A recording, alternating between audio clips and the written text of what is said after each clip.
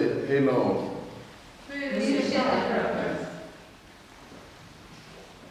Nú rann á hægur sunnavindur. Hugsaðu þér þá að hafa náð þetta í hendi sér. Létu akkerinn og sigldu fram með hvíld nærri landi. En áður en langt leið skalla á af landi. Ofan fáviðri, hinn illræmdi landinningur, skipaði hættu og varð ekki beint upp í vindinn. Slógum við undan og lét reka dögum saman, sáfokið sólar í stjarnan. Og ekkert lát varð á ofviðrinu.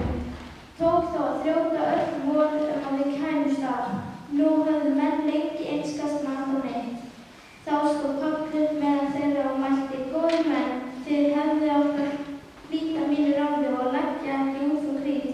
Þá hefðu þið komist hjá framkvæmdum þessum tjóni.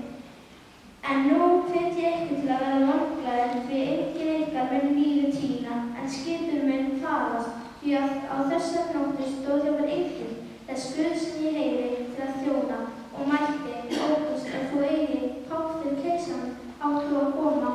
Guð gefi þér alla þá sem þér samskipa. Verið því vonglaðir